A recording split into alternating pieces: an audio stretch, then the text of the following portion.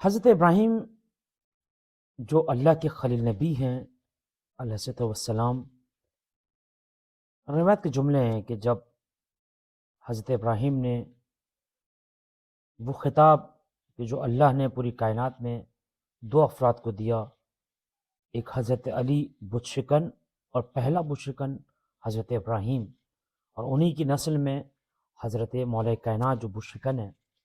ایک بڑا دلچسپ ایک واقعہ کہ جب حضرت ابراہیم نے بتوں کو توڑ دیا تو سب پریشان تھے کہ ہمارے بتوں کو کس نے توڑا۔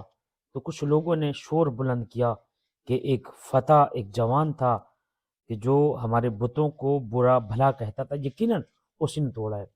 اب اعلان ہوا نمرود کی جانب سے کہ جو ابراہیم کو گرفتار کر کے لائیں گے ان کو انعام و اکرام اور بڑے بڑے عہدے دیے جائیں گے، اس لیے کہ ابراہیم نے ہمارے بتوں کو توڑ دیا۔ اب تاریخ یہ کہتی ہے، قصص الانبیاء کی روایت ہے کہ یہ لوگ حضرت ابراہیم کو ڈھونڈنے کے لیے نکلے، گروہ در گروہ نکلے، لیکن حضرت ابراہیم کہیں نہیں ملے۔ بہت دور سفر کرتے ہوئے ایک پہاڑی کی چوٹی پر ایک جھوپڑی نظر آئی، تو لوگوں نے کہا کہ ہو سکتا ہے کہ یہاں پر رہنے والوں کو معلوم ہو کہ ابراہیم کہاں پر موجود ہیں، ابراہیم کہاں رہتا ہے۔ ایک مرتبہ جب یہ گئے، اس چوٹی پر چڑھے، تو انہیں ایک جوان نظر آیا۔ وہ جوان کیا تھا؟ ایسا لگتا تھا کہ 14ویں رات کا چاند ہے جو زمین پر اتر آیا۔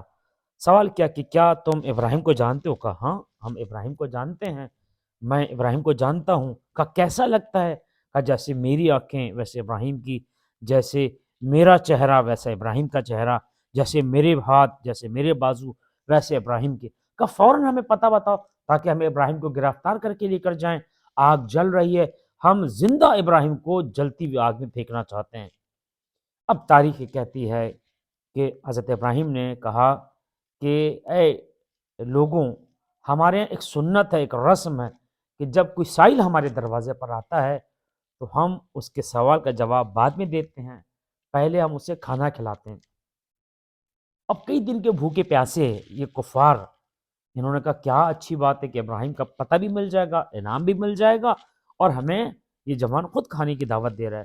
دسترخوان چنے گیا، کھانا بننے لگا، ان کی بھوک مزید بڑھتی گئی۔ لیکن جب کھانا آ کر رکھا گیا تو ایسا لگتا تھا کہ یہ کئی دن کے کفار جو بھوکے تھے وہ اس دسترخوان پر ٹوٹ پڑے، اور ایسا لگتا تھا کہ ان کا کوئی ہاتھ روکنے والا اب کوئی نہیں ہے۔ پیٹ بھر کے، جی بھر کے کھانا کھایا، اور جب کھانا کھا چکے پلٹ کر پھر سوال کیا کہ اے جوان، ہم ابراہیم کا پتہ بتا دو تاکہ ہم ابراہیم کو گرفتار کر لیں۔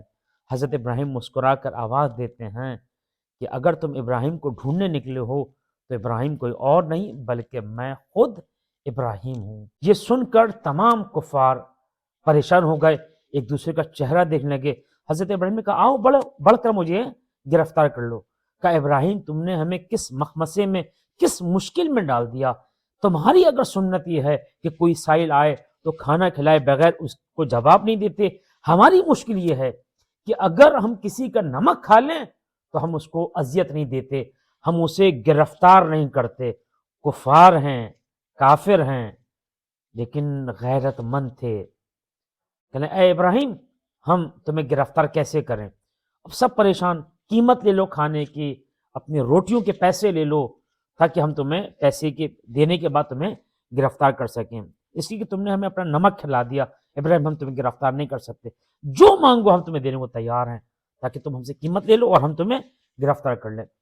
ایک مرتبہ حضرت ابراہیم نے کہا اگر میری شرط ہے تو وہ شرط یہ ہے، اگر تم قیمت ادا کرنا چاہتے ہو میرے کھانے کی، میرے غذا کی، تو ایک ہی قیمت ہے کہ تم میرے اندیکھے خدا کو سجدہ کر دو۔